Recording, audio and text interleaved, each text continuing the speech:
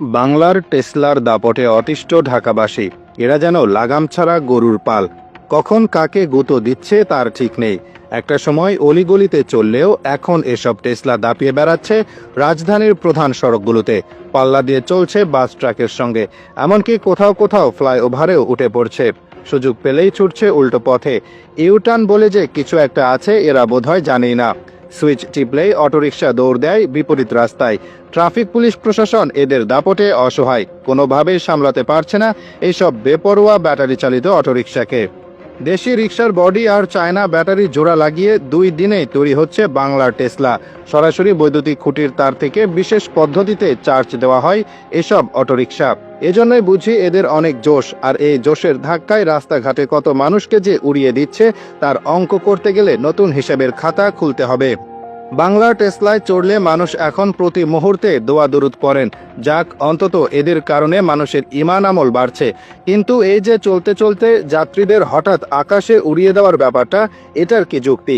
মানুষ কেবল নিজের গন্তব্যে যেতে চায়, আর এরা এতই মানবদরদীর যে কম খরচে মহাকাশে পাঠিয়ে দেয়। বাংলার টেসলার ড্রাইভাররা এতটাই দক্ষ যে ব্রেকিং সিস্টেম অত্যন্ত দুর্বল হলেও তাদের কিচ্ছু যায় আসে না। তাদের ড্রাইভিং আর গতি দেখলে খোদ ইলন মাস্ক আর তার নকল টেসলা লজ্জায় পড়ে যাবে। আপনি হয়তো বাইক নিয়ে রাস্তায় বেরিয়েছেন, দুম করে একটা অটোরিকশা এসে আপনাকে মাটিতে শুইয়ে দেবে। দাঁত মুখ শক্ত করে যখনই কিছু বলতে যাবেন, তখনই দেখবেন অটোরিকশা চালক করুণ চেহারা নিয়ে এমনভাবে মিনতি করবে যে আপনার নরম মন গলে পানি হয়ে যাবে। কিন্তু এই আপনি যদি ভুলবশত অটোরিকশাকে ধাক্কা দিয়ে বসেন, তাহলে আপনার আর রক্ষা নেই। তাদের দোষ হলে তারা আপনার হাতে পায়ে ধরবে, কিন্তু আপনার সামান্য দোষ হলেও তারা আপনার গায়ে হাত তুলতে দ্বিধা করবে না। সুযোগ হলে কবরেও পাঠিয়ে দিতে পারে। উল্টো পথে কেন চলেন এমন প্রশ্নের উত্তরে এই টেসলা চালকদের সবার বক্তব্য একই ধরনের। চালকরা জানান, একটু রাস্তা উল্টো না গেলে অনেক রাস্তা ঘুরে আসতে হয়, এতে সময় অনেক লেগে যায়, তাই সামান্য রাস্তা উল্টো পথেই যান তারা। এদের কাছে উল্টো পথেই চলাই যেন নিয়ম।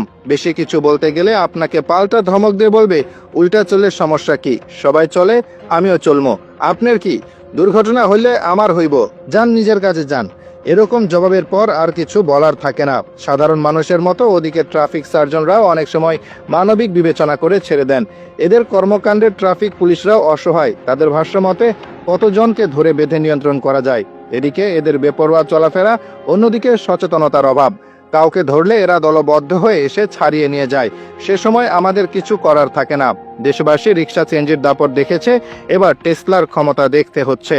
নতুন কিছু না, বাংলার টেসলা ড্রাইভারদের দাবি, সরকার যা সিদ্ধান্ত নেবে তাতেই তারা রাজি, কিন্তু তাদেরকে সব রাস্তায় চলতে দিতে হবে, নইলে চলবে কঠোর আন্দোলন। বুঝুন এবার।